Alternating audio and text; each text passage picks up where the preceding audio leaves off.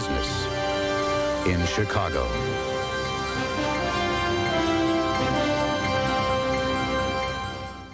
I want to sell you your Weil at Weil Cadillac in Libertyville. Do women feel that men are downright rude? On the next Oprah Winfrey.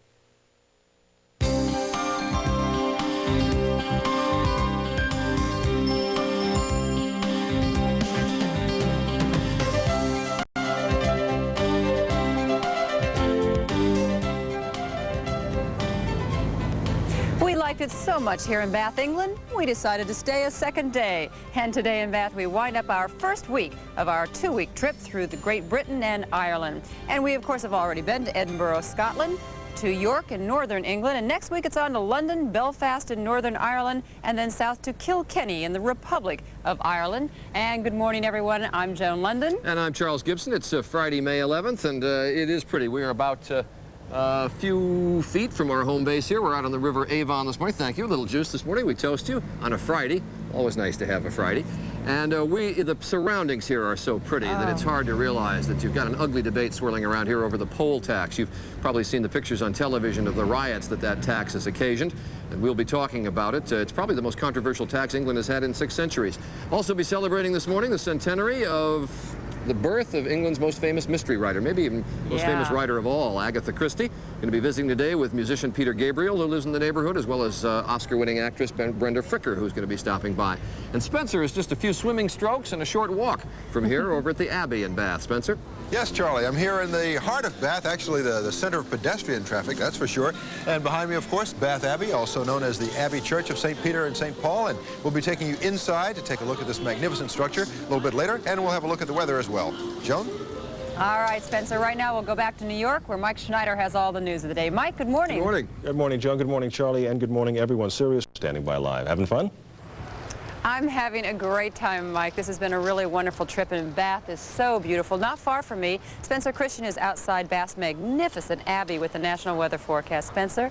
Okay, Joan, it is a magnificent structure, isn't it? And what you're looking at right now is the front of Bath Abbey. You can see the depiction of angels ascending ladders there. This is built in the British perpendicular style. We won't tell the British, but most buildings are built perpendicular to the ground. This church dates back to 1499, and it's just a beautiful structure inside and out. We'll show you the inside a little bit later. Right now, let's take a look at today's weather. It's going to be stormy in a couple of areas up in the northeast. Storms diminishing, but still rather gray and overcast. Rainfall and some thunder showers there. 21 inches of snow fell yesterday near Marquette, Michigan. It's still cold over the Great Lakes.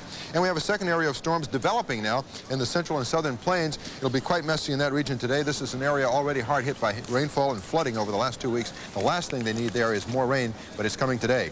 That's a quick look at the national weather picture. And here's a look at the weather where you are.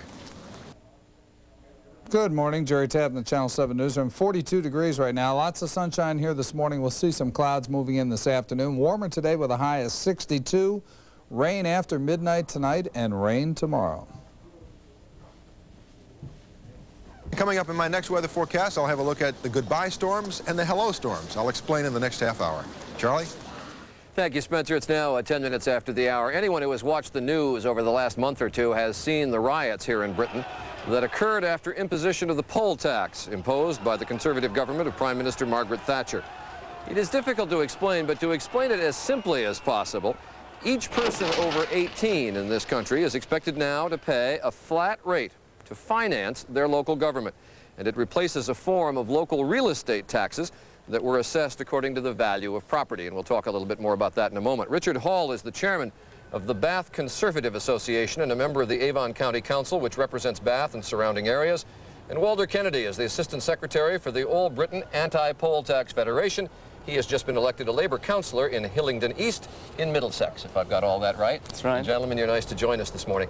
Let me get a quick explainer. We have property taxes in the States where you pay a percentage of the value of your home or your property. And you had that, right? But that's now eliminated. Well, we had a form of tax which was based on property, but it was based on a notional rental income, and only about 1 in 3 people paid the rates. But you paid proportionate to what you owned.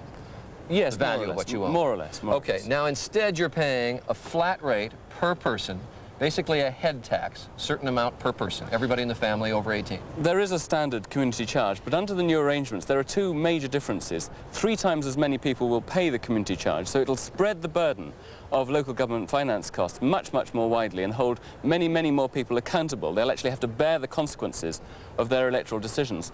The other important thing about the standard community charge is that it won't be paid by everybody, and it doesn't cover the total cost of local government.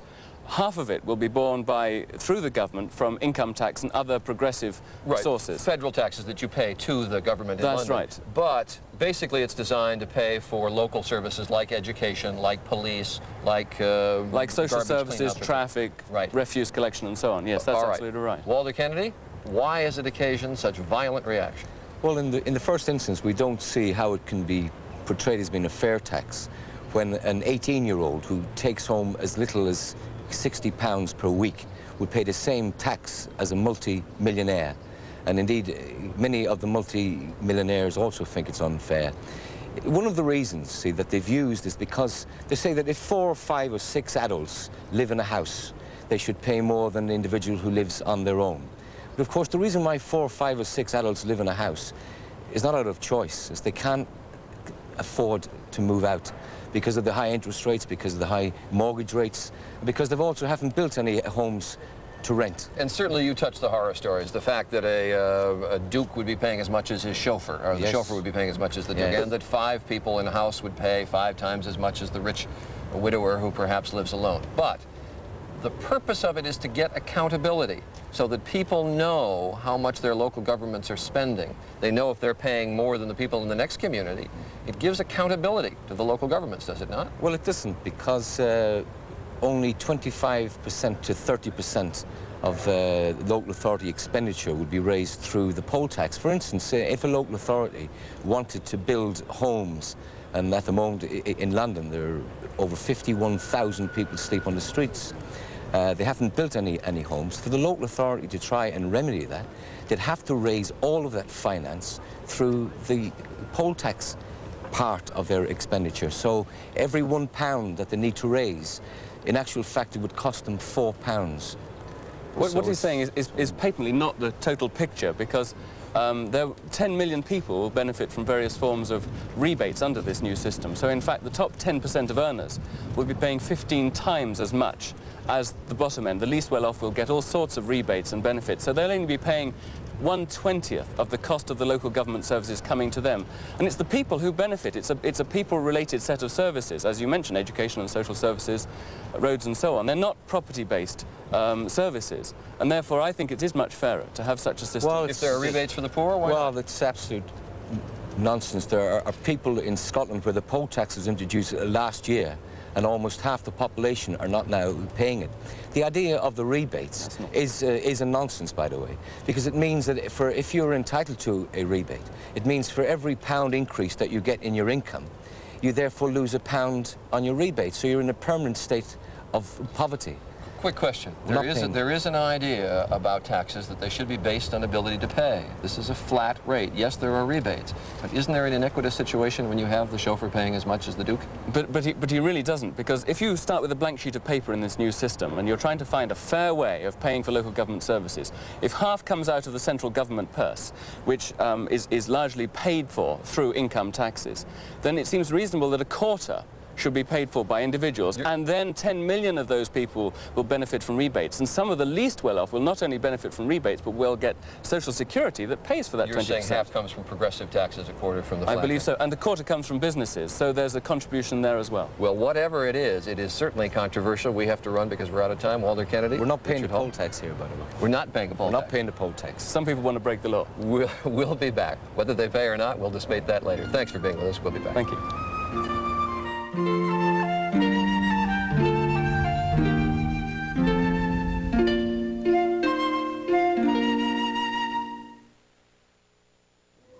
It's a fact.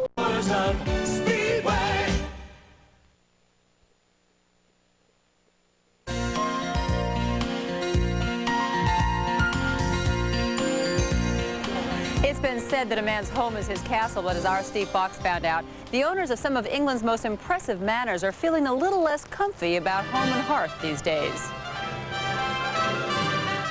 England has long been known for its stately country homes. Unfortunately, it has also become known for its high wealth and inheritance taxes.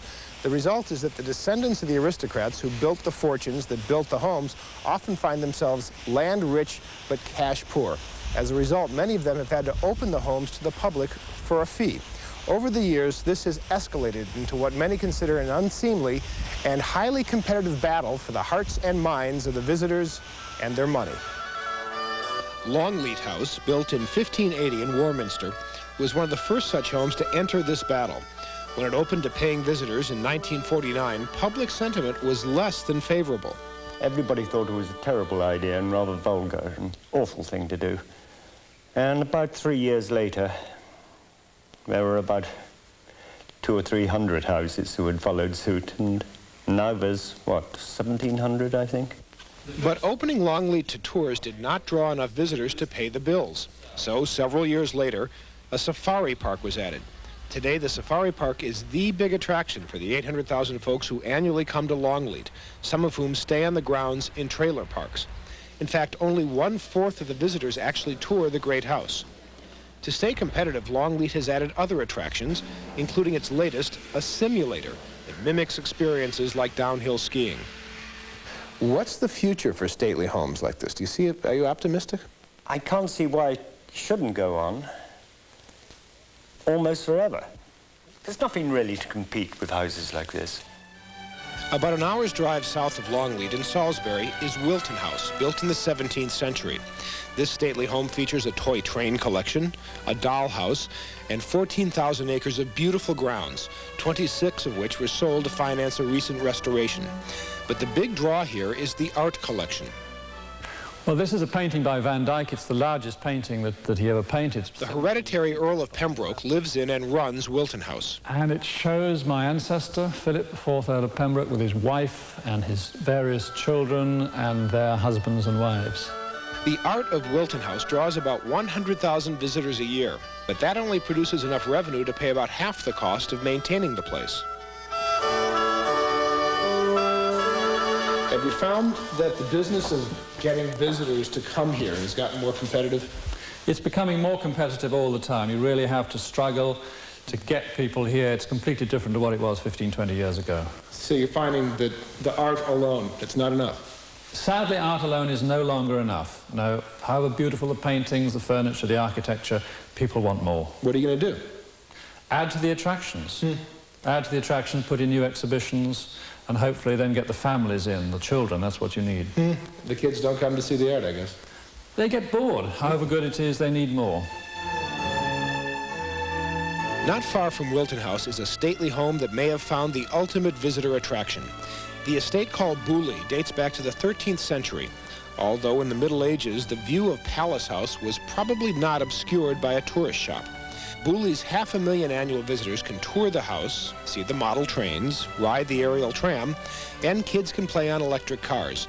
But the main attraction of this $10 million yearly business is the National Motor Museum, with its collection of 200 cars. We're going to be one of the largest museums in the world, but it was really a dedication, a memorial to my father, who was, I say, intimately concerned with the early days of motoring. There's a picture in the museum of your father and the future King Edward in a car. What's that all about? Well, my father really was responsible for introducing the royal family to motoring. He took King Edward for one of his very first motor drives in that particular car, as out of which the royal family bought a Daimler car like that, and the Daimlers were royal cars for many, many years. Now it's more Rolls-Royce. Why did you decide to run this instead of just selling it off? Well, I think when you've lived in a home for generations, I think you feel an enormous emotional feeling towards the house. I think that it is that more than anything that gives us the will to carry on and save our family homes. We'd rather sacrifice our privacy and keep our roofs above our heads rather than, you know, keep our privacy and see our houses fall down. Oh, I hope they keep them all. That's one of the wonderful things about Europe, is that they preserve things here and you can come and look into the past. We'll be back with more of Good Morning America right after this. A kiss? Oh, This is an Eyewitness News Brief, brought to you by Chicago. What are you doing Friday night?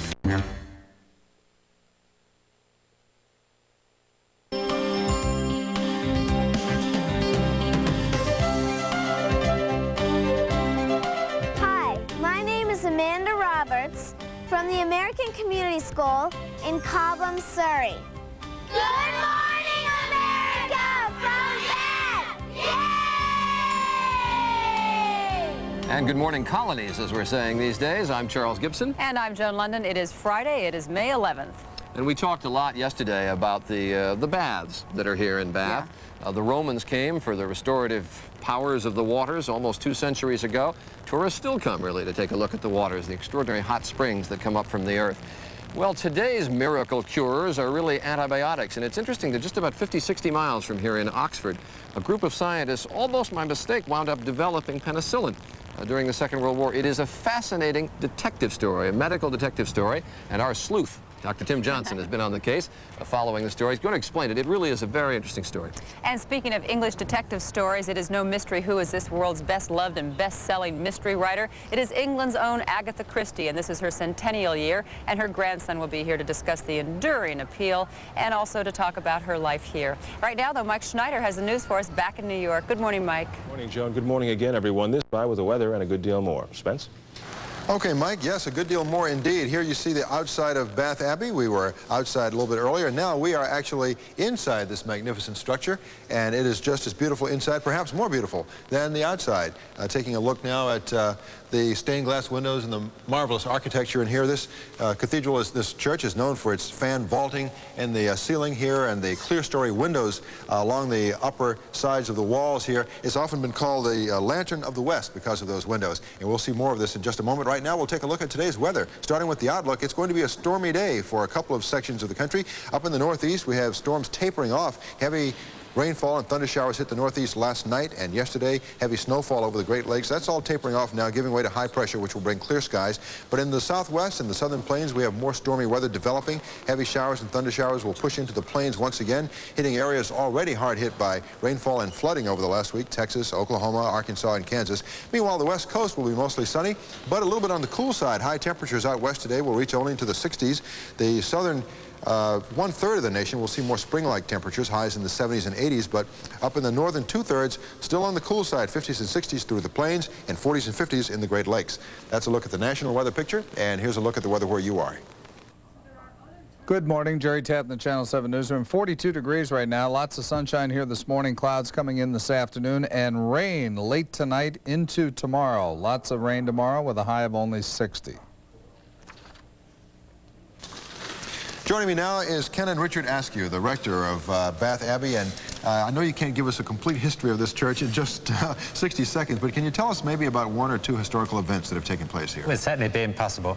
675 was when Christian worship started on this spot with the foundation of a convent. One of the great events that happened here was the crowning of the first king of all England in 973, so that's a year or 2 back. And this is the 3rd great church that has been on this site, yes, is that this correct? church that you're in now is relatively new. 1499 this was started. There's a lot of work to be done to it, and we're going to face a great repair bill for conservation in the next few years. But really, it's a centre for living worship now. We have 1,000 people through this church every Sunday to worship God. And it's a great tourist spot as well. We welcome our visitors. I wish we had more time to visit with you, but thanks for joining us for this brief time. Thank you. This weather report brought to you by Coleman. And coming up, breaking the mold, how Oxford scientists develop penicillin. After this.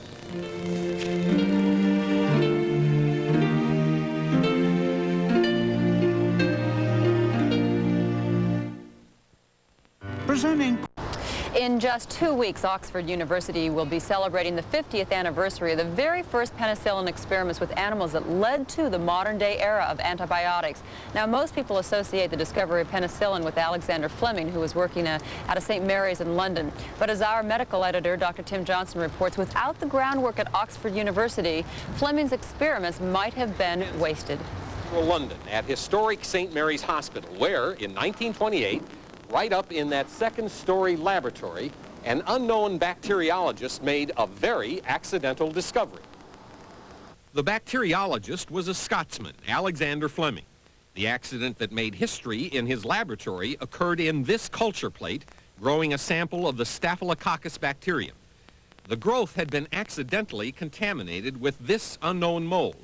And what captured Fleming's attention, as shown on this model reconstruction, was this clear zone around the mold. Something from the mold was inhibiting the growth of the bacterium, and that something turned out to be penicillin. Almost as amazing as Fleming's accidental discovery was the fact that no one, including Fleming, paid further immediate attention to how this discovery might be applied to human disease. Indeed, it was not until over 10 years later that a research team here at Oxford University, working in this building, the Dunn School of Pathology, was able to purify and extract penicillin from the mold to test it in animals. And on Saturday evening, May 25th, 1940, they injected 4 mice with the bacterium Staphylococcus and 4 other mice with both the bacterium and with penicillin to see if it would protect them. Howard Florey, a pathologist, and Ernest Chain, a chemist, led the Oxford effort. Both are dead, but Norman Heatley, now retired, was the member of the original Oxford research team who stayed up into the early morning hours observing the mice. And he still remembers when he knew that penicillin would work. Oh, very soon, I think after 7 or 8 hours, the controls were certainly sick and the treated ones weren't.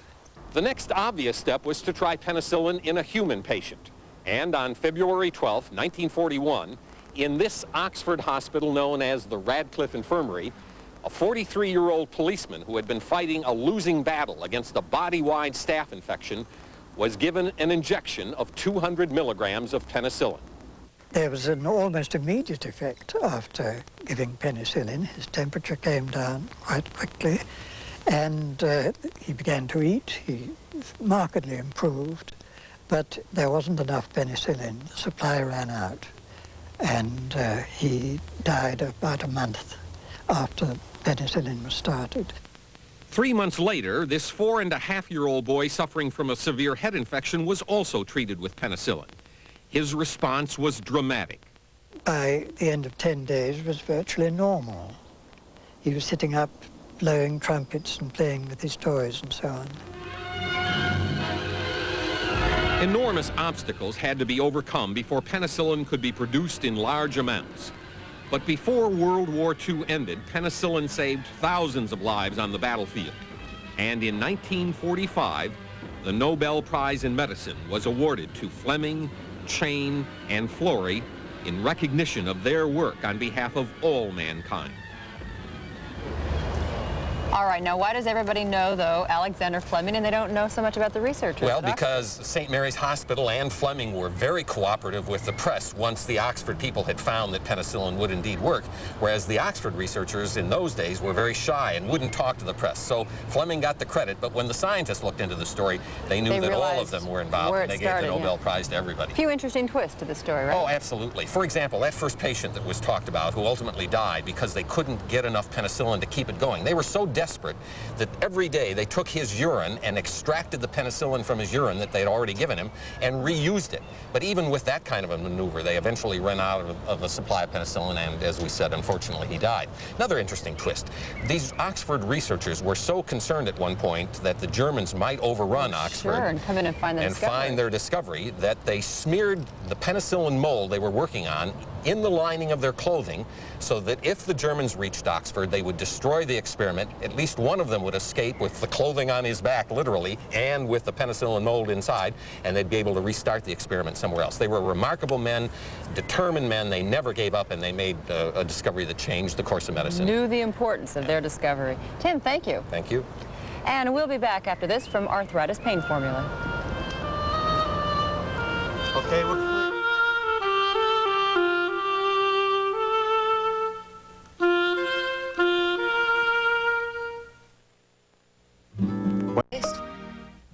street. And I am now in the center of the hustling, bustling tourist activity here in Bath on Stall Street, which is sort of a pedestrian mall, you might say, with some wonderful shops. But you don't really have to shop here. You can also amuse yourself or entertain yourself in other ways. For example, you could take a horse and carriage ride with Patty here, and we're holding him up because he has customers to pick up, don't you? So we'll stroll along. Or you could take in some of the wonderful local photography.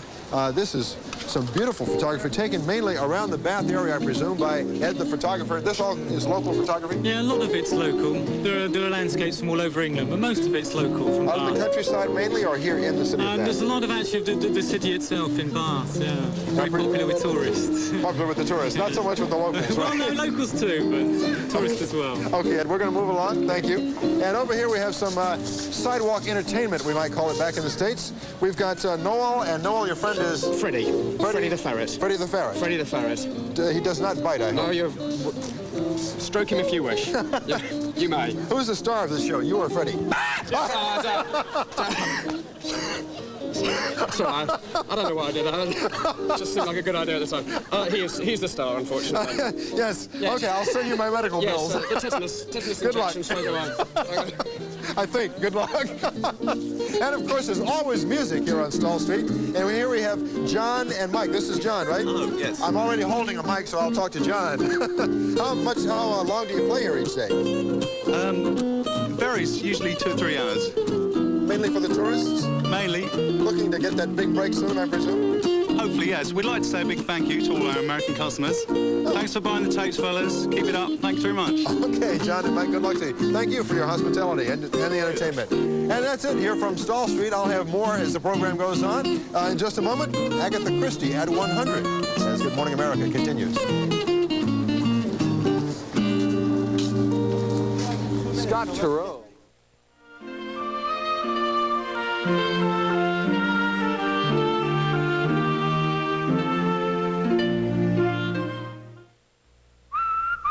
The signs of spring. Centers.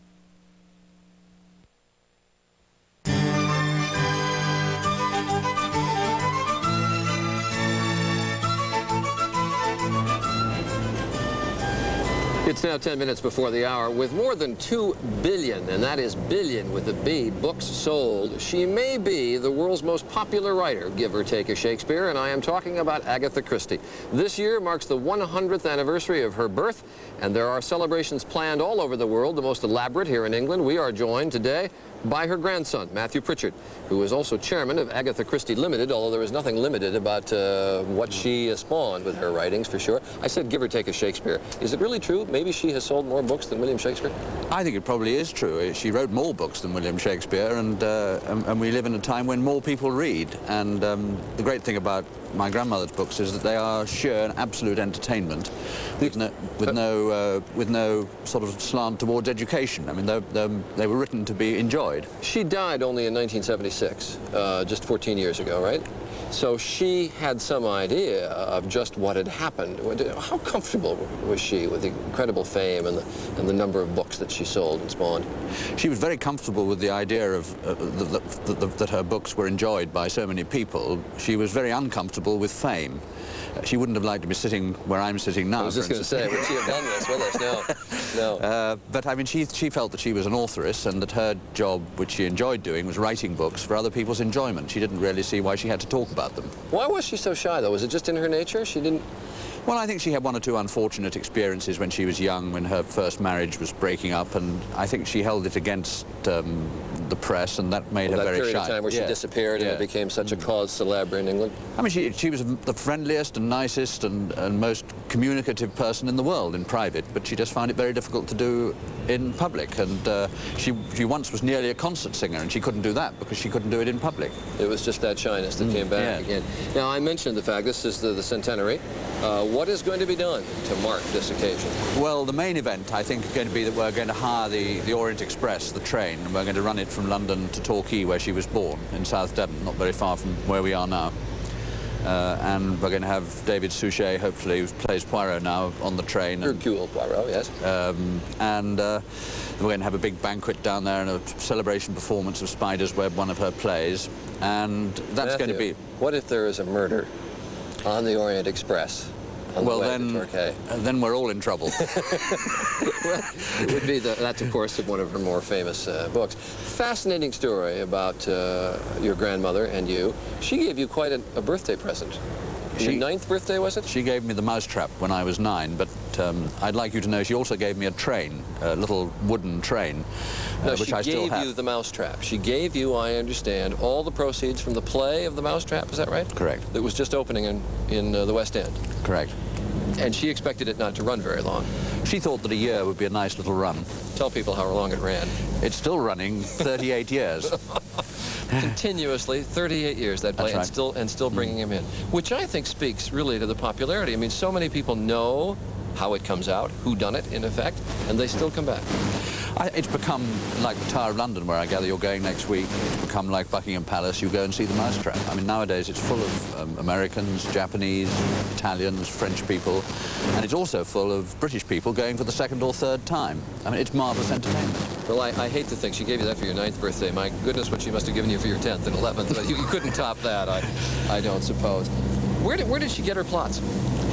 She got them from listening to snatches of conversations in restaurants and listening to people talking in hotels and looking at the shape of people's heads and watching how they use their glasses, switching glasses on tables, wrote them down in notebooks, and then they all came together in stories. Anything was fodder for her stories. Yes. Matthew Pritchard, happy birthday to your grandmother, and nice to have you here. You're nice to join us here on the Avon River. Thank you very much. Thank you.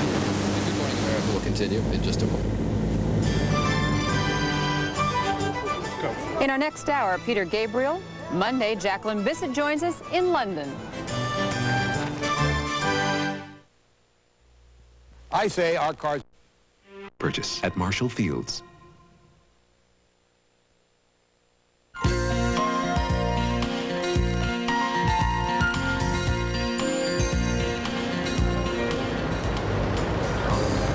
Well, it seems like we've seen so much so far, and yet we are only halfway through now our 2-week tour of Great Britain and Ireland.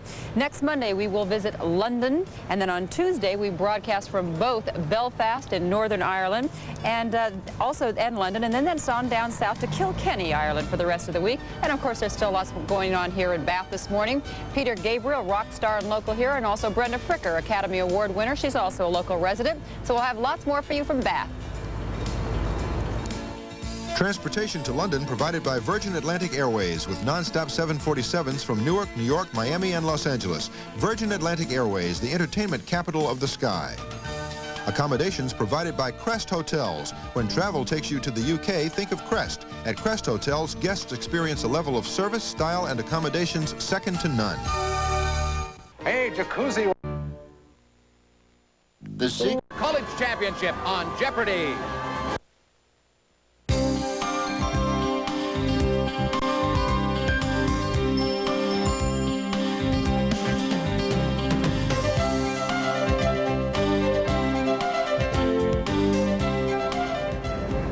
Welcome again from Bath, England, as we close out the first week of our 2-week stay in Great Britain and Ireland. This, of course, is our second day in one of the most beautiful cities in the world, thanks in part to the kind of mellow, honey-colored stone used in the 18th century to build the buildings here. Good morning, everyone. I'm Joan London. And I'm Charles Gibson, and I'm out of breath.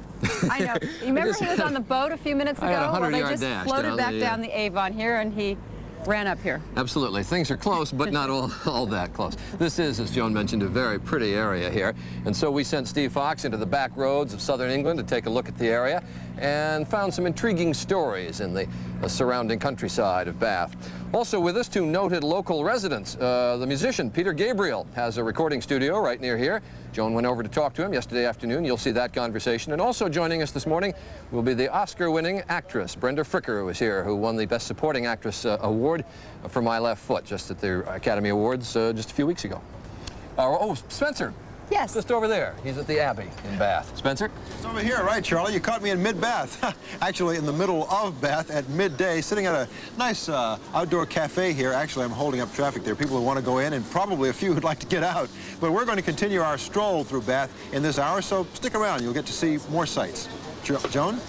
All right, Spencer. Right now, we'll go back to New York, where Mike Schneider has all the news of the day. Mike, good morning. Good morning, Joan. Good morning, everyone. The pictures that we're getting and more to now back overseas, where I understand Joan is taking a bus ride. Joan? That's right. I'm on top of a Bath tour bus. These people thought they were just going to have a tour of Bath, but no. In fact, I found some folks from my hometown, from Sacramento, California. What are your names? Larry and Susan Williams. You having a good time here? We're really enjoying ourselves. Beautiful, beautiful place, huh? Beautiful. All right, well, we're going to go right now over to just a few blocks from here, over to Spencer Christian, who's right in the center of town by the Abbey. Hi, Spencer. Hello, Joan, in the center of town at midday, and we've got a traffic jam here, a pedestrian traffic jam, as it seems that the entire town is out for a walk right now. And we're going to talk to some of the people here in the square in just a moment, but first let's take a look at today's weather. Starting with our satellite view of the weather back in the States, it's a mess down in the southern plains and the southwest as that stream of Pacific moisture continues to fuel showers and thunder showers in an area already hard hit by rainfall and flooding over the last couple of weeks. It looks like Texas, Oklahoma, and Arkansas will be hit again by shower activity today. Up in the Rockies, just a touch of moisture that's going to join the storms that are forming now in the plains. And up in the northeast, storms are departing, so it's going to be a mostly clear day and a fair day in the east and northeast, except for the cold weather that prevails up in the northeast and over the Great Lakes where heavy snow fell yesterday. But it'll be stormy and wet in the southern plains and central plains, sunny in the southwest and sunny up in the northern plains, but a bit on the cool side. As high as today will reach only to the 50s and 60s in the northern plains, 40s and 50s in the Great Lakes. Warmer in the southern tier of states, generally in the 70s and 80s, but out along the west coast, a cool day, highs only in the 60s. That's a look at the national weather, and here's a look at the weather where you are. Good morning. Jerry Tappan, Channel 7 Newsroom. 47 degrees, clear skies, lots of sunshine this morning, clouding up this afternoon, some showers after midnight tonight, and a rainy day tomorrow. 62 today, 60 tomorrow.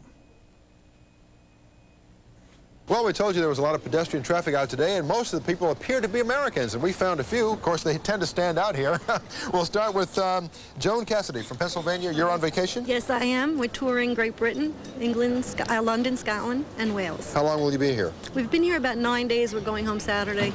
Enjoying it? I love it. It's wonderful. Okay, we have Jim and Lee Kingma from Michigan. You've been here since October, and what brought you here? Well, we're missionaries with the Word of Life Ministries here in England.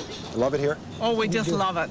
We enjoy the scones and the clotted cream and all. So do we. And over on the end here, we have Oscar Johnson from Riverside, California. You're a student here? Right. We're a student from RCC, and we're having an exchange program in London. So we've been here for 2.5 months, and it's great. And now everybody back home can see you. Yeah. Okay. They haven't seen me in 2.5 months, so this is what I look like now. Okay. Get a haircut, Oscar. Thank you, folks. Enjoy your stay here. We certainly have enjoyed ours. And I'll be back in just a few minutes with more weather. Charlie? Thank you very much, Spencer. It's now 11 minutes after the hour. This week we have sent Steve Fox all around England, visiting the back roads parts of this country. And today he goes through the south of England. He visits a big wheel, some little people, and a man that you might call Mr. Thatcher.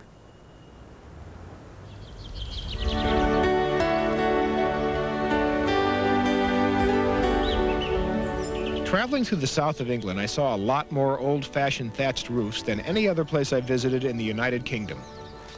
Thatching is an ancient craft, usually handed down from father to son. Michael Dre is a third-generation thatcher. What we're doing, we shape up the edge, and it gets dressed up. The bundle goes in like this, as a temporary fixing.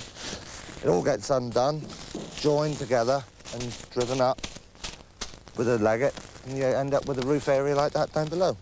Like many English thatchers, Michael has had to import most of the reeds he uses from continental Europe because the quality and quantity of the homegrown product is lacking. It will take Michael and his crew 5 weeks to complete the work on this large barn at a cost of about $23,000. The roof should last 20 to 30 years. There are currently about 800 thatchers in the country, almost 3 times as many as a decade ago. They're drawn to the craft by its independence, good pay, and steady work. Michael has a 2-year waiting list. Why are people going back to thatch? I think people will like the more aesthetic values of a roof of this nature. You've got the insulation values, extremely warm in the winter, extremely cool in the summer, and people just like this sort of thing. 2 hours' drive to the northwest brought us to the small Devon hamlet of West Putford, the home of what is believed to be England's only reserve for garden gnomes.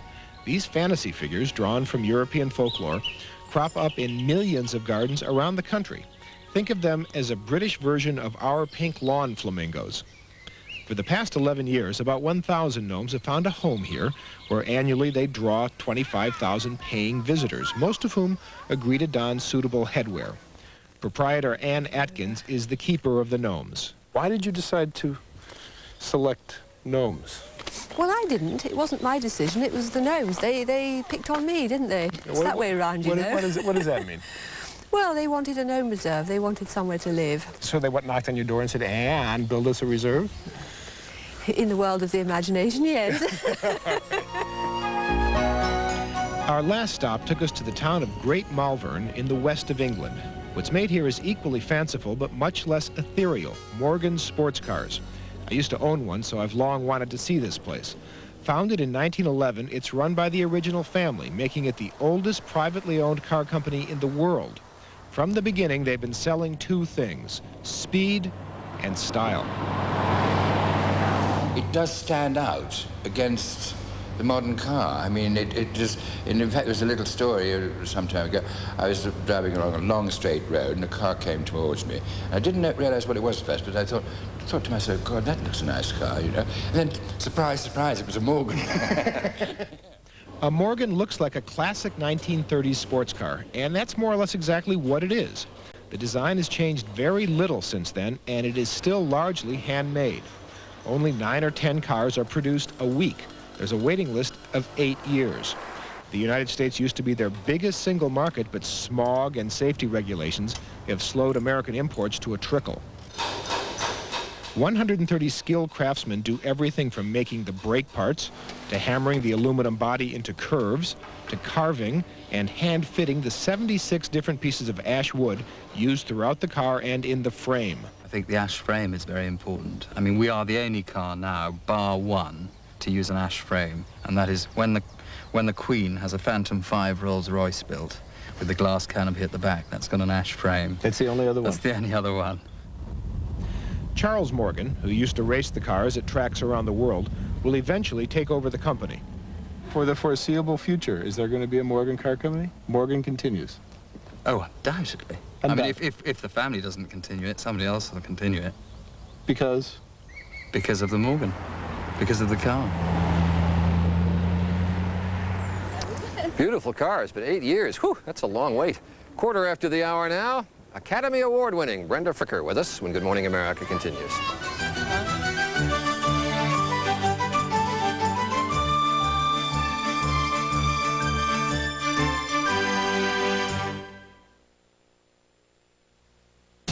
You know, every day you...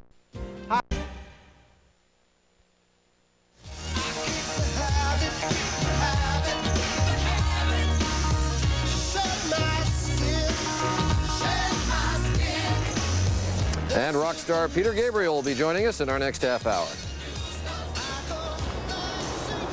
There were two major upsets at this year's Academy Awards, and of course one was Daniel Day-Lewis, who took home the Oscar for Best Actor for his performance as the Irish writer Christy Brown in the movie My Left Foot.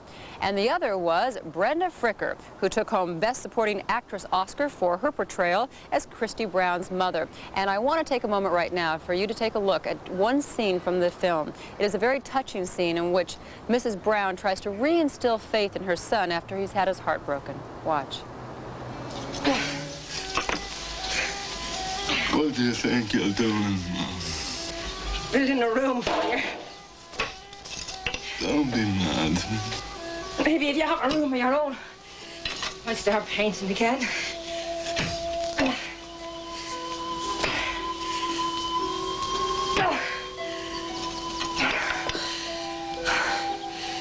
have my heart broken, Christy Brown. Sometimes I think you are my heart. Look, if I could give you my legs, I would gladly take yours. All right, of course, Brenda Fricker is already very, very well known here in England for her work in the very popular BBC series called Casualties. She lives right down the road a piece in Bristol. That's right. So she's come to join us here in Bath today. And it's nice to have you with us. I'll say it's the first time I've seen you since the Oscar night. Congratulations. Thank you. Take us back to that night. What was it like? Did you have any inkling, any feeling that you were going to win? No, and people don't believe you when you say that. They think you're being falsely modest. And no, I didn't. I mean, I knew I wasn't going to win. I was so kind of confident I wasn't going to win. I was so pleased to be nominated. That was the high point for me. In fact, I heard you bet $50 at someone else. Is that true? That's right, yeah. Not a very good betting woman, am I? Who'd you bet on? Lee Nolan and Angelica Houston. Did you pay up? I did, yeah. The trip in general to Hollywood, did you soak up a little of the glamour there? Meet anybody maybe that you had admired from afar? I did indeed, yes. Warren Beatty and Jack Nicholson and people like that who said they'd liked the film. And it was, I just turned into a 3-year-old kid, really, you know. It was like so starstruck. But it was an incredible night. It hasn't really dawned on me yet. I go upstairs in my house and I come down and the Oscar's still sitting on the table. And I kind of think, what's that doing in my house? So you found a place, though, for it at house? I haven't found a sort of definite regular place, but it's there and it's mine. It's weird. Hey, and it's in Bristol. What's Bristol like? Oh, Bristol's wonderful. Bristol's terrific. I love Bristol. I bought a house there about 3 years ago. Not really intending to live there forever, but I've fallen in love with it now. But why Bristol? I mean, first of all, you're Irish, but you've been here in England, I think, for about 20 years or so. But, I mean, London is certainly the center for film and stage and all of that. Well, I mean, England's a much smaller country than America, I think, and, well, I know. Yes. And London has become very cold and very kind of aggressive city to live in. And Casualty is shot in Bristol. And that's how I kind of ended up there, and I really like it. Now, it's only an hour and 10 minutes from London on the train, you know, so it's not that far away. What's Casualties like? Casualty is a medical program, a bit like St. Elsewhere, as I said, but without the somebody humour. told me it was a little like St. Elsewhere. Yeah, it's a tough sort of political show in a way, and it shows the cutbacks in the National Health Service here, and I play this warm-hearted saint again. I'm always playing these wonderful women who give out tea and sympathy. What was the reaction of your friends and your family when you flew back in here with the Oscar in your hand? Well, there wasn't that much reaction here because my family's in Dublin, but I spent a week in Dublin with Daniel, and that was unbelievable. I mean, Hollywood was easy, Dublin was tough. It was incredible. It was a hell of a week, it really was. Was it an incredible experience working on the movie? It was very hard work because we had no money and we did long hours. The digging, that was a hard day's work. And we did about 5 or 6 takes on that, yeah. Daniel Day-Lewis, is Daniel Day-Lewis as intense as he seems, you know, in the movie? He's a private young man, and he's intense about his work, and he's great fun as well, though. You know, he knows how to laugh. Does it have an effect on your career? Are you getting roles? Are you getting offers now? I am. I'm getting a lot of offers. Yeah, and I had to say to my agent, don't tell me anymore because I can't do them, and it's like teasing me, telling me. So you have to finish Casualties until September. I'm in the Casualty, so hopefully in September. But they'll still be offering. They haven't stopped offering me by September. You see. No, they won't stop. Listen, it's so nice to get to meet you. Lovely to meet you. Thanks, Brenda. And we'll be back in just a moment.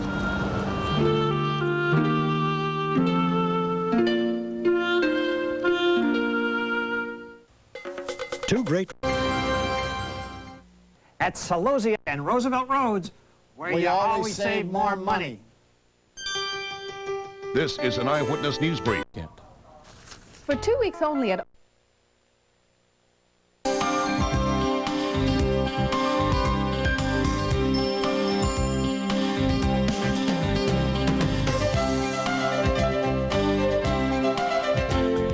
Hi, this is Peter Gabriel in Bath, England. Good morning, America. And good morning, everyone. I'm Charles Gibson. And I'm Joan London. And Peter Gabriel's going to be with us in this half hour, Absolutely. Right? You know, it's always fun to talk about some of the stuff that's in the background here that people can see behind us in these shots and that we really don't explain enough. And a fascinating building right behind us, which is called the Empire Hotel. Designed by a fellow, Major Charles Davies. I didn't know the chap personally. He designed it back at the turn of the century as a hotel. But the roof line is designed to honor all classes in England. On the right there, the sort of turret effect, that is for royalty. In the middle, he's given a sort of manor house roof line to honor the nobility and those who would live in a manor house. And then on the far left, a sort of cottage roof line to take care of the general populace here. And the idea was, I guess, that Queen Victoria would take care of everyone, no matter what class you were in. That's right. That's the idea he had behind it. This building was seized by the government, used for the Admiralty staff all during World War II. It's been used by the Department of Defense here in England for the past 50 years. They shut it down. They're remodeling it to be a hotel. Open up again, and I suppose you'd want to live in the royalty turret. Oh, Charlie. All right, we're going to be talking about two artistically inclined residents here in this area. First of all, Peter Gabriel. Peter Gabriel, rock star, also a political activist, musician, songwriter. He has built a beautiful state-of-the-art recording facility. It's actually like in a box, just the next little town over, and I got to visit him yesterday. We'll have that interview. We'll also talk about Jane Austen, and of course she immortalized Bath, and in her writing, certainly one of the greatest writers of the 19th century. Joel Siegel's going to take a look at her life, but right now, Mike Schneider's got the news. He's back in New York, and hi again, Mike. Hi, Joan. Good morning again, everyone. Democrats live in England with living proof that you can make it through an entire work week without wearing a tie. Spencer? That's true, Mike, and I'm loving it. I enjoy working without a tie, finally. I'm standing here under a tree right now, making it quite an inviting target for birds, I'm sure. So let's get away from me and go to the maps to take a look at what's going on with today's weather. It's going to be a stormy day in the southern plains, central... You need to come up. And southern plains. Sorry. Instead of here, she wants him up there. Showers and thunder showers developing in Texas, Oklahoma, Arkansas, and showers are departing the northeastern part of the country, tapering off. There was snow in the Great Lakes yesterday, and that's tapering off as well. About 21 inches accumulated around Marquette, Michigan. High temperatures today on the cool side in the northern two-thirds of the country, only in the 60s and 50s and 60s, 40s and 50s in the extreme northeast. Down in the southern tier of states, a bit warmer, highs generally in the 80s. That's a look at the national weather, and now we're going to take a look at the weather where you are. Good morning, everyone. Jerry Tapp in the Channel 7 newsroom. Right now it's 47, clear skies. Nice morning out there. Increasing clouds this afternoon. Warmer today, 62. Some rain in after midnight tonight. A rainy day tomorrow with a high of 60. And another lovely shot of Bath, which is a very lovely town. It's hard to get anything but a lovely shot here. This weather report brought to you by Goodyear. Peter Gabriel making music in Bath after this.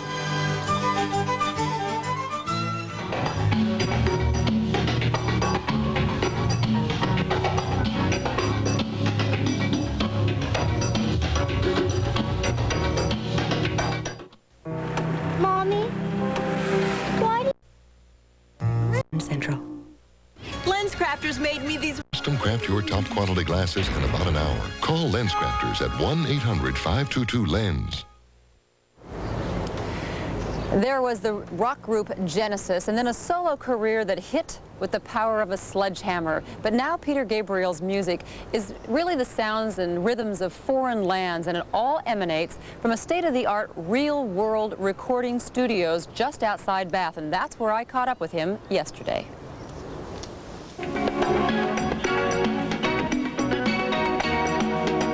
Peter Gabriel craves change.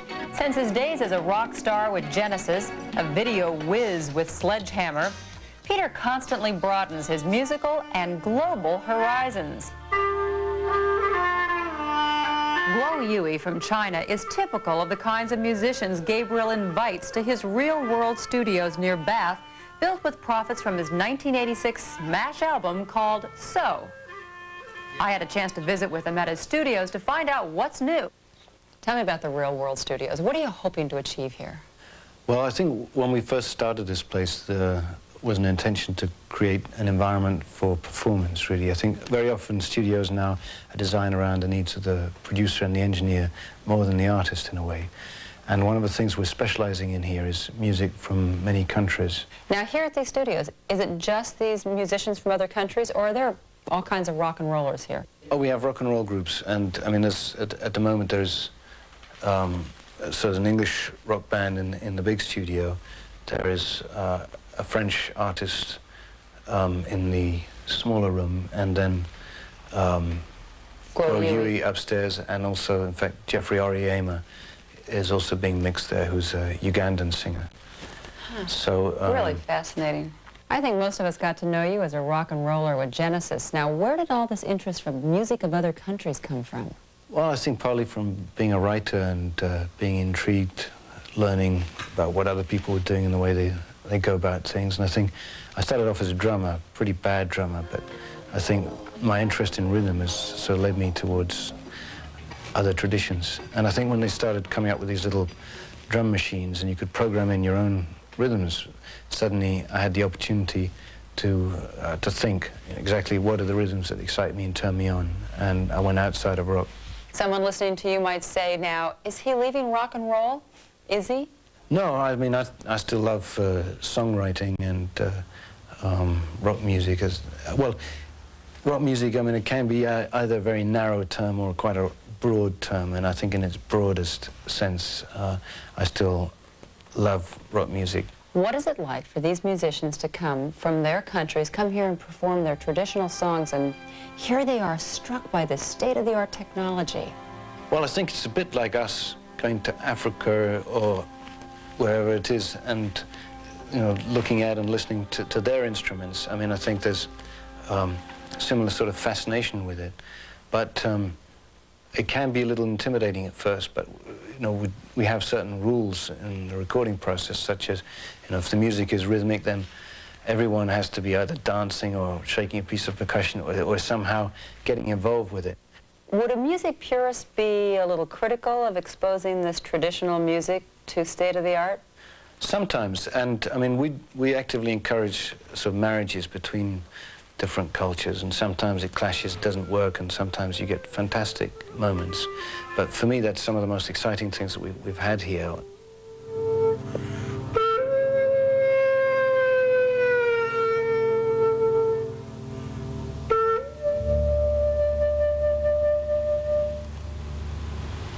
It's fantastic.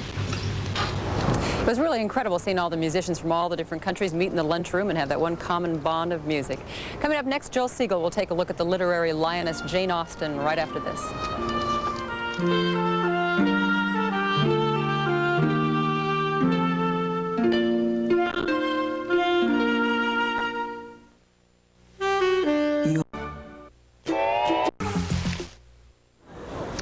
It is now 16 minutes before the hour down here on Dockside with some of the American tourists who are here, and Axthelm family in Portland, Oregon. You should know your son and daughter-in-law got here just fine.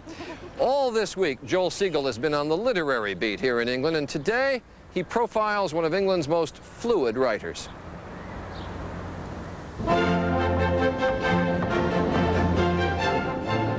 When you'd come to Bath to take the waters, these are the waters you would take.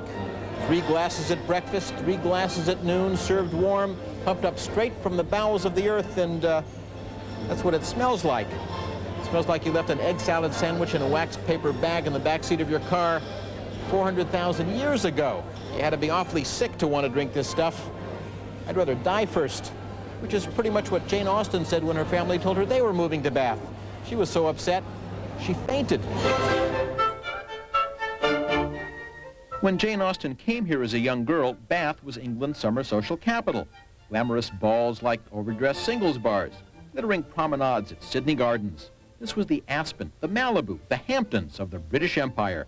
But by the time her family moved here, the social scene had moved to Brighton. Her family came here to retire, so had everyone else's. No wonder she fainted.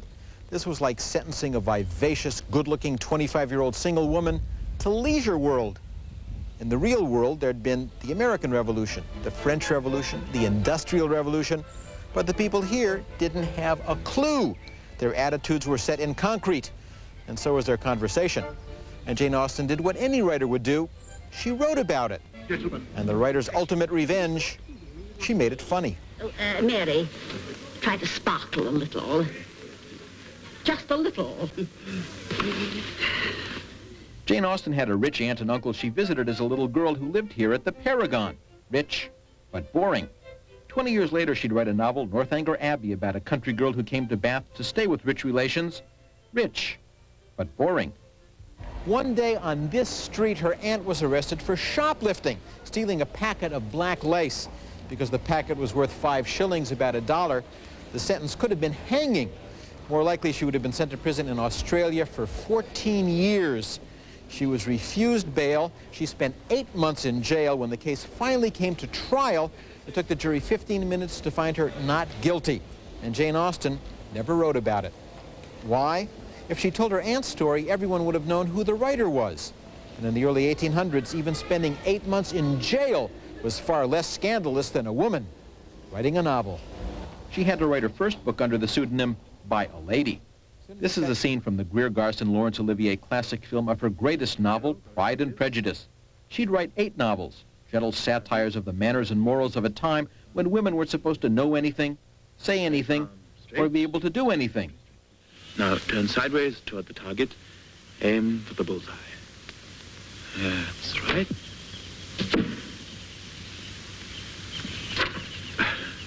Bullseye. In her private life, Thomas Lefroy was as close as Jane Austen came to a real Laurence Olivier. But he had no money and she had no money, and had they married, they wouldn't have had any money together, and that just wouldn't do. The one true love of her life died while they were courting. A few years later, she did have a proposal of marriage from a cousin 6 years younger. She said yes that night, changed her mind the next morning. Except for her novels, she led a very uneventful, upper-middle-class English life. But in her novels, Jane Austen had the last laugh. Look at them. 5 of them without dowries. What's to become of them? Yes, what is to become of the wretched creatures? Perhaps we should have drowned some of them at birth.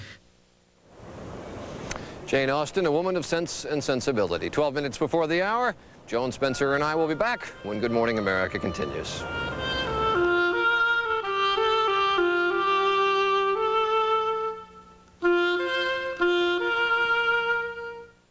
You love it?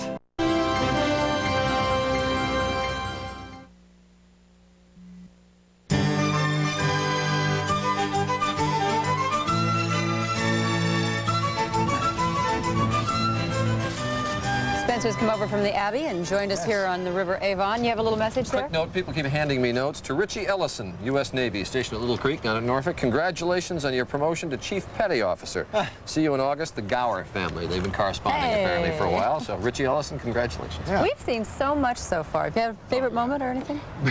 My favorite moment occurred off the air, actually. I was over at the Roman Baths yesterday, setting up to go on the air, and a group of college students from California came by. They stopped to chat for a moment, and as they were walking away, you won't believe this, as they were walking away, one of the girls said, "What a stud." Made my day. Made my day.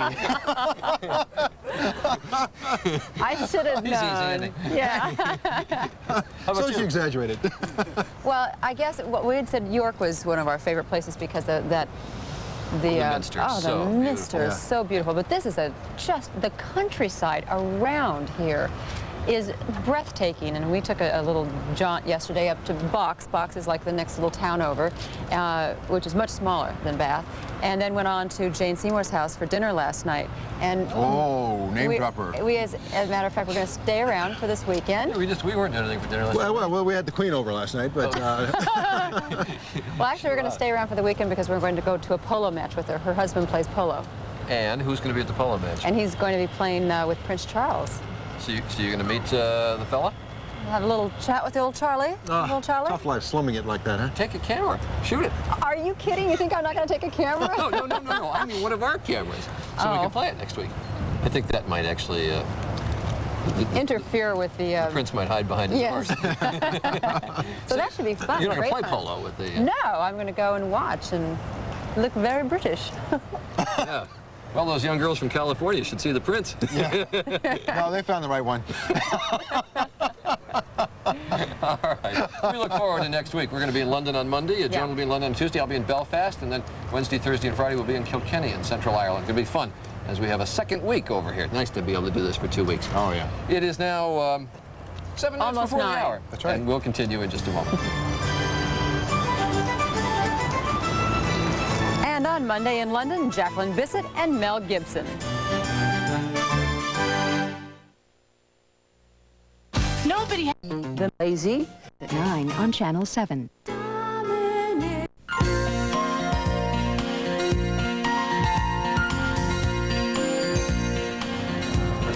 5 before the hour, and quickly to Mike Schneider with a recap of the stories making news this morning. Michael? Thank you, Charlie. Wholesale prices fell a bit way through another weather forecast, although from long distance. Spence?